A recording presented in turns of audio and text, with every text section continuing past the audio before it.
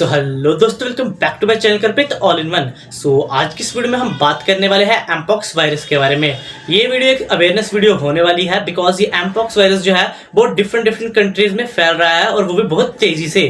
तो बिना किसी देर की अपनी वीडियो को स्टार्ट करते हैं एंड इसके बारे में और जानते हैं। So let's get started.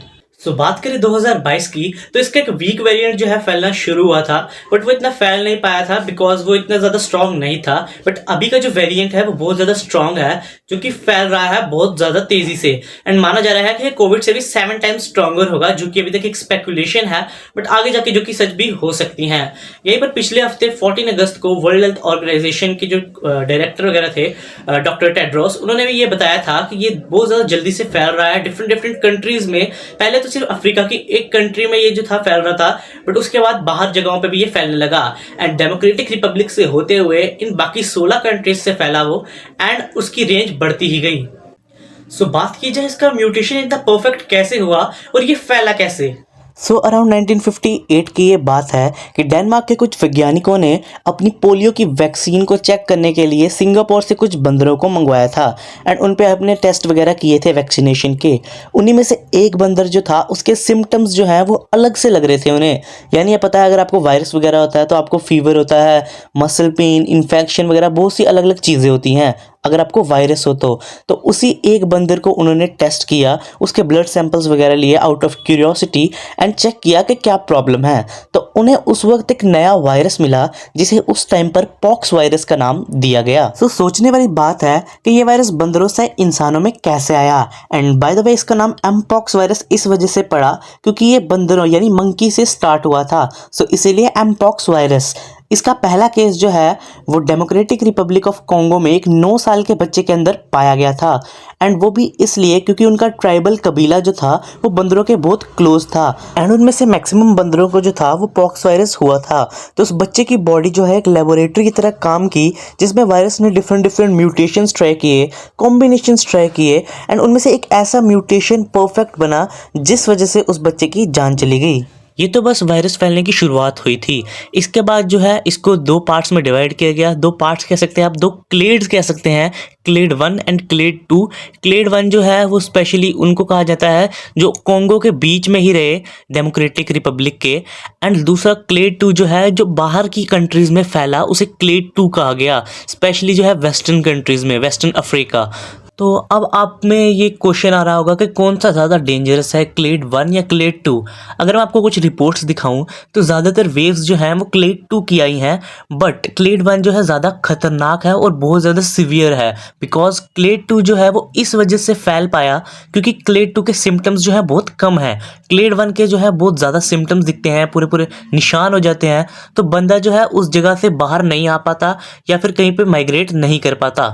And वहाँ पर कहीं ना कहीं हमारी बॉडीज़ जो है वो क्लेड 2 से लड़ने के लिए उस हिसाब से आप कह सकते हैं इम्यून सिस्टम हमारा डेवलप हो चुका है, जो क्लेड 2 से थोड़ा बहुत फिर भी लड़ सकता है, बट क्लेड 1 से नहीं लड़ सकता बिकॉज वो बिल्कुल नया टाइप सा है एंड वो भी डेमोक्रेटिक रिपब्लिक के अंदर ही था, अभी तक था। बट अब ये जो आ रही हैं अगली वेव्स, वो जो है क्लेड 1 की ही आ रही हैं जो बाहर फैल रहा है। एंड जैसे कि आप स्क्रीन पर देख सकते हैं, क्लेड 1 का फर्टिलिटी रेट जो है वो 10% है, वहीं पर क्लेड 2 का फर्टिलिटी रेट जो है वो सिर्फ 1% है। तो आप देख सकते हैं मार्जिन बहुत बड़ा है इन दोनों में।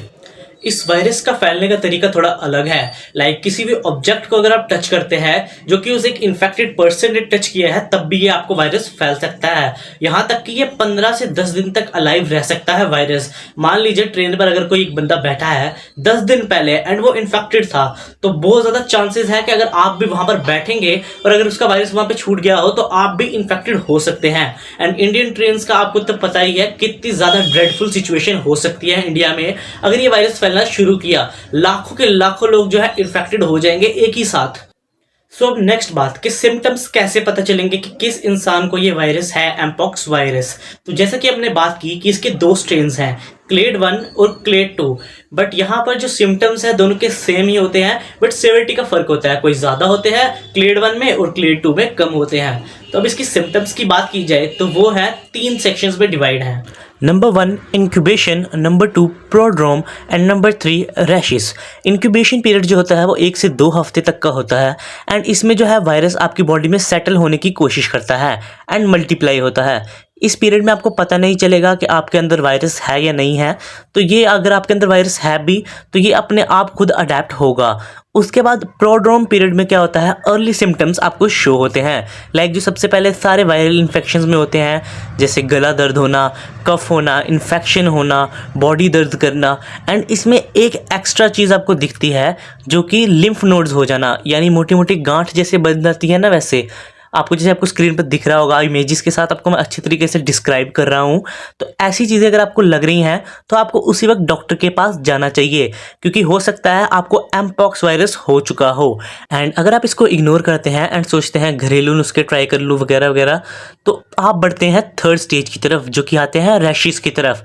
रैशेस जो है इसमें कॉमन तरीके के नहीं होते, आपको मैं जैसे स्क्रीन पर दिखा रहा हूँ एक इवॉल्व स्टेप्स में होते हैं। एंड ये भी स्टेप्स जो होते हैं वो 1 से 2 हफ्ते के टाइम में ही होते हैं। एंड आपकी पूरी बॉडी जो है वो भर जाती है ऐसे रैशेस से। एंड अब आप भी कैपेबल हैं कि आप वो वायरस फैला सकें अपने नेबर वगैरह में, या फिर किसी भी चीज़ को आप टच करें तो। इससे बचने के लिए आपको क्या करना चाहिए, उसके लिए WHO ने गाइडलाइंस दी है।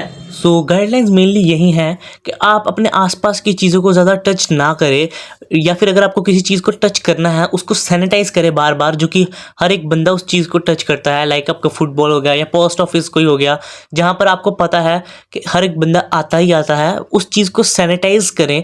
एंड अपने पेट्स वगैरह के साथ जो है आप उनकी वैक्सीनेशन कराएं, उनको भी बार बार सैनिटाइज कराएं, नहलाएं वगैरह, ताकि ये एमपॉक्स वायरस आपके अंदर ना आ पाए। एंड अगर आपको अपने आप में वो सिम्टम्स लग रहे हैं तो सबसे पहले अपने आप को आइसोलेट करें, अपने डॉक्टर्स को कंसर्न करें कि डॉक्टर हमारे साथ ऐसा है, ऐसे ऐसे सिम्टम्स आ रहे हैं, रैशेस वगैरह।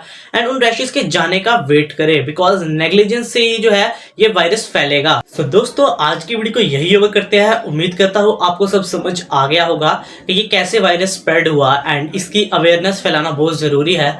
तो मैं चाहता हूँ कि आप भी अगर किसी को बता सके या किसी की ऐसे मदद कर सके इसी रिलेटेड, तो आप ज़रूर करें। तो आज की वीडियो को यही ओवर करते हैं। आज की वीडियो में इतना ही, मिलेंगे अपनी अगली वीडियो में, तब तक के लिए सी यू, पीस आउट।